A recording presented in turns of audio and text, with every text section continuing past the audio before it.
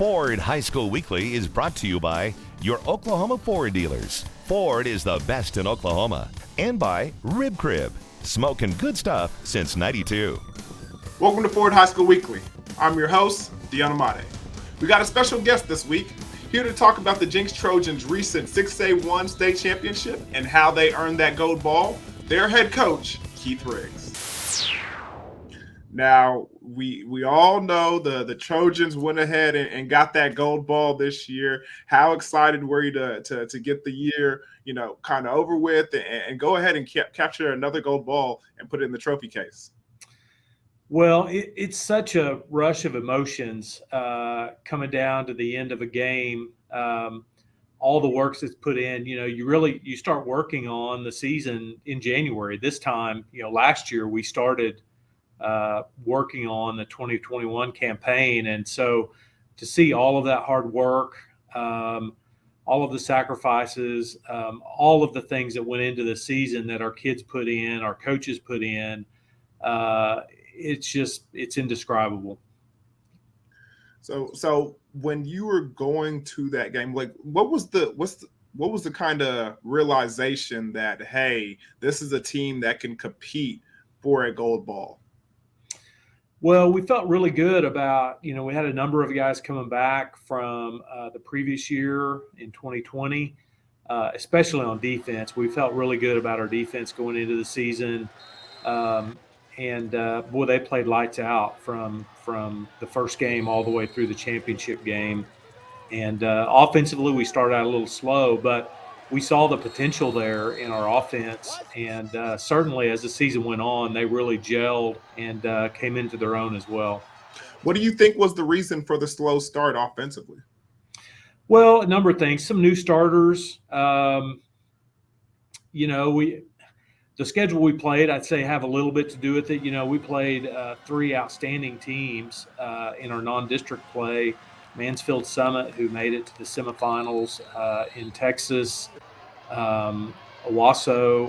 Union, who, is always a big game for us. And then Bixby, who, won 6A2. So three really high-quality teams, and they're going to expose any weaknesses you have or lack of experience, which I think was the case on our part.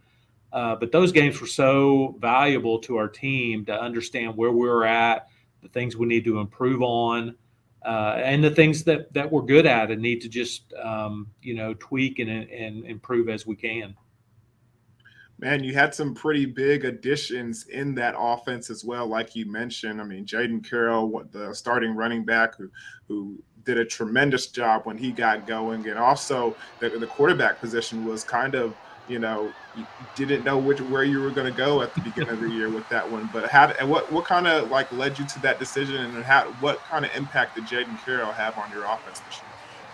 Well, Jaden was just a joy to have in our program. Such a great young man, great work ethic, hard worker, just loves to play football. And him, along with our offense, you just saw him get better and better every week as he kind of learned our system and got comfortable with what we were doing offensively, and just really blossomed, had an outstanding year. I was so happy for him. As far as the quarterback position, was there a situation where you kind of knew it was time to hand it over to the young guy? Well, it was a fierce quarterback battle all the way through the summer and into the fall. Two really good quarterbacks, a lot of good qualities they bring to the field, and tough decision regardless. But we just felt like it was time, to make a change, and we did. And Shaker ran with it. Had an outstanding first game against a really good Union team, and again, he just continued to progress throughout the year. With Stafford on the back end, with guys like A.J. Brown and so many others on the front, where were you guys more comfortable in the game, as far as a team that needed to, throw to beat you, or a team that wanted to really, put the ball on the ground and run between the tackles? Where did you guys feel more comfortable? Well, boy, we had playmakers throughout our defense. In the secondary, Glennie Jones and Kate Stacy at the corners. The guys up front, as you mentioned, Coleman Thurber and A.J. Brown and Montre Samuels Parker. It really kind of started with those guys. If you can stop the run, regardless of what a team wants to do, if you can stop the run and make them one-dimensional, and allow us to call our defenses based on what they're going to do if we know they're going to throw the ball, that just gives you an advantage. And those guys up front did outstanding this year. Our linebackers made a lot of tackles because of those three guys up front that were taking on double teams. And, we were able to, fortunately, get in some situations where teams were forced to throw the ball. And then our secondary kind of took over from there and made some big plays in some big games. They certainly did, Coach. Now, going back into, making that path back towards the gold ball and trying to overcome some adversity and some challenges like there are in a normal football season, what was kind of the game that you realized that, hey, this is a team that, although there's challenges and there's bumps in the roads, they're going to be able to overcome it and fight through adversity? Well, adversity is a part of every season. No matter how good you are, how inexperienced or experienced you are, you're going to face some adversity. And I think probably 2 points in the year really stood out to me, both in the Broken Arrow game and the Edmond Santa Fe game, where we got off to a good start. Both of those teams in the first half made a run and got back in the game, and our kids responded. They took the momentum back away from our opponent in both those games after they got back into it and really kind of took over the game from there. So instead of dwelling on what happened, teams making a run at us, they just went back to work and took the momentum back for our team and played really well in the second half in both of those games. It kind of took control. Next up, Coach Riggs talks about the Trojans rematch with Union in the 6A1 state championship game when Ford High School Weekly continues. Welcome back to Ford High School Weekly. We're talking with Keith Riggs about the 6A1 state championship game. A lot of people were very interested to see how Backyard Bowl 2 would go. What was your opinion of the game and how your kids went out there and played and got a championship under their belt? Well, we were really impressed with the progress Union made throughout the year from our first game to the championship game. They lost their starting quarterback, and Roland Banks came in and did an outstanding job for them at quarterback and changed what they did a little bit. Their staff made some changes to take advantage of his skills. It's so difficult to beat a team twice, a good team twice in a season. And you always worry about, if you won the first game, how do your kids, do they relax because they feel like, well, we won the first one, we're going to win the next one, or, do they take things for granted because of the first win? And so as coaches, you really worry about, that mentality kind of slipping in subconsciously. But Union has some real weapons. As you saw, in the first quarter, they jumped out on us, some big plays to get in, take the lead early on. And again, that adversity thing we talked about before, our kids handled it really well. They stayed the course. They stayed with our game plan as our coaches did, and really proud of how our kids responded after getting down 2 scores. Why do you think that is, Coach? I mean, everybody talks about being a Jenks Trojan and the culture and the recipe to success. Why do you think that during that championship game, your kids were able to prevail and fight through and get the win? Well, I think a big part of it is they had been there. Many of our guys started were starters the previous year in 2020, and when you have faced adversity and found ways to overcome it, that just gives you the confidence when it happens again. You've been there and done that. You know what it takes to overcome, and with that comes a maturity level. We had a lot of senior starters that had been through all that before, and that maturity level allows them to kind of stay the course and not let any type of panic, settle in as the game goes on. And our kids handled it just about as well as they could have. They certainly did. When we come back, we'll talk to Coach Keith Riggs about more here on Ford High School Weekly. Ford High School Weekly is brought to you by Billy Sims Barbecue. It's not just barbecue, it's Boomer Q. Welcome back to Ford High School Weekly. We're talking with the head ball coach over there at the Jenks Trojans, Keith Riggs. Now, Coach Riggs, everybody knows that you've had a lot of success, especially these last couple of years, getting some championships and bringing the Trojans to, the pinnacle of Oklahoma high school football. But how did you go ahead and get started in coaching? Wow. Well, it's kind of a long story. I'll give you the short version. I was in the business world for many years, 17, 18 years, had my own business doing technology stuff, mostly software development, and had a relationship with David Tennyson, who became the defensive coordinator here under Coach Trimble. And, having my own business, I kind of was able to set my own schedule. And he asked if I was interested in coming and helping as an adjunct coach. And, they had just won, 6 of the last 7 state championships, so very exciting to have that opportunity. And, so I was an adjunct coach for 2 years, working on the defensive side under Coach Tennyson, and got into teaching in year 3, made the plunge and became a full-time teacher and coach. And so that was in 2005 and have been here ever since. As you can imagine, I've been around coaches all my life. And one of the things that you kind of see that's similar about most of them is the situation that their character is they're organized. They want that,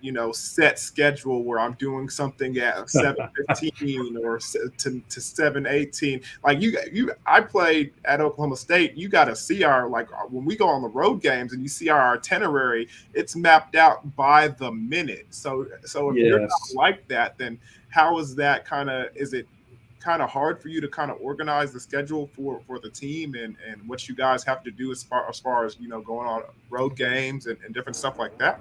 No, it really wasn't that difficult. I'm a very organized, structured person, maybe like some variety for lack of a better way to put it. And that's where kind of the flexibility comes in. But no, as coaches, we're, this is a little strong, but we're control freaks, right? We want to have control over every minute of the day. Now, each day may be different, but, that's one of the things 2020 really kind of kicked you in the pants. You didn't have very much control. I'd say that we really didn't ever have much control. It really hit home that we didn't with COVID and all the protocols and restrictions and quarantines. You really realize you didn't have as much control as you thought you did.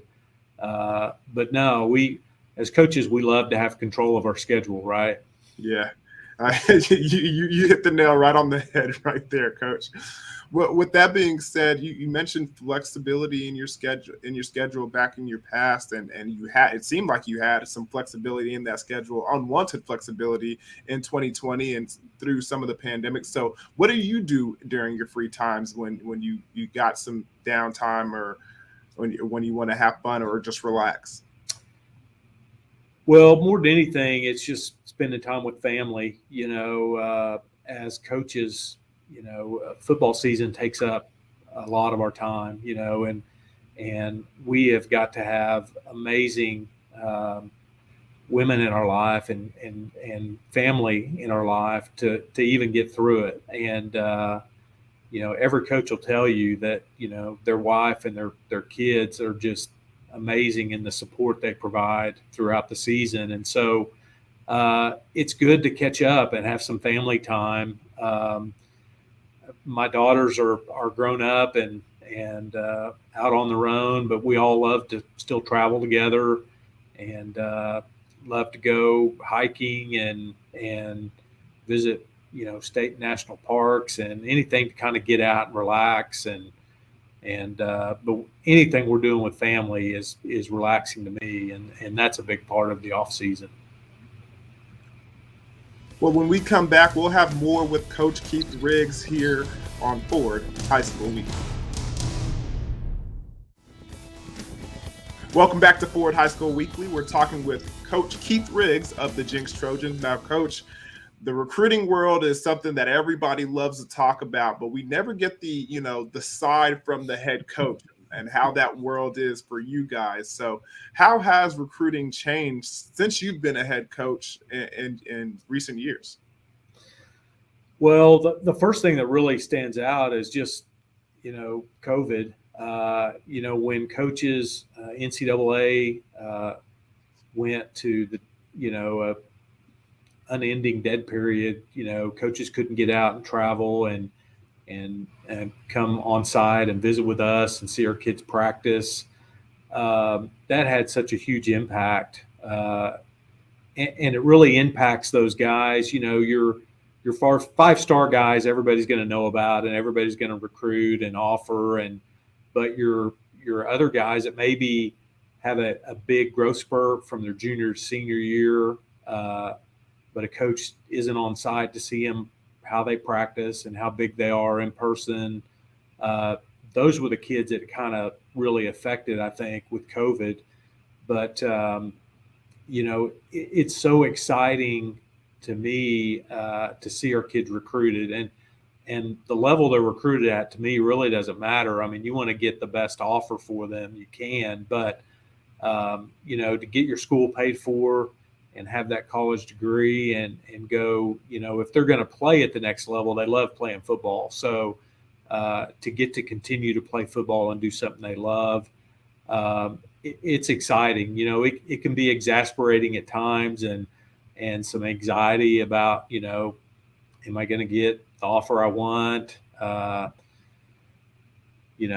Which offer do I choose? I like this one, but also like that one, and I don't know. It's kind of a lot of fun to help kids work through that and to see them, all their work here kind of pay off and allow them to go to the next level. So what is Jenks how do they help the kids in that recruiting process as far as, tools with, getting tape out there or contacting coaches or advice? Like, what do you guys do that you think is pretty cool to help some of the student athletes? Well, a number of things. And it's kind of, it's a group effort, between the kids and the parents and the coaches. We're helping them put together highlight videos. We're reaching out to coaches, colleges they're interested in that we think would be a good fit. We're reaching out to coaches and getting them information and talking up our kids about their strengths, things maybe you don't even see on film. The big thing that everybody's been discussing lately that's kind of added a new wrinkle to recruiting is NIL. So how has that, affected some of your guys or what you guys done over there as far as recruiting?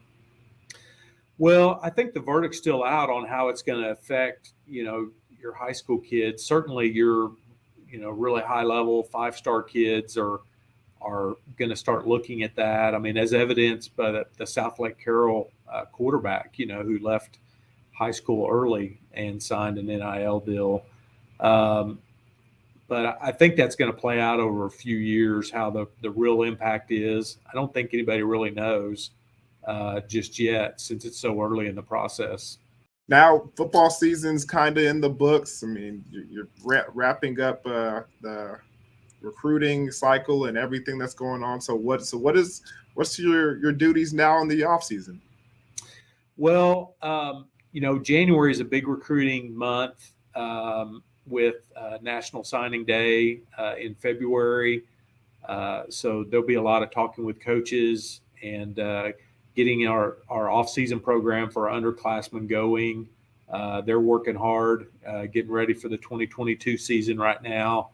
And so January is actually a pretty busy month for our seniors in recruiting and for our underclassmen getting going in off-season. Yeah, and I already know who your strength and conditioning coach is, Coach Nick. He put me through some workouts back in the day at OSU, so you guys are in good hands over there. Yes, Coach Whitmer does an outstanding job. Yeah, I feel sorry for your kids. Well, Coach, thank you once again for joining us. I mean, it was a privilege to talk to you, and good luck next season, and good luck during the offseason as well. Thank you for having me, Dion. Appreciate it. And congratulations on that gold ball. Thank you. Back by Burke.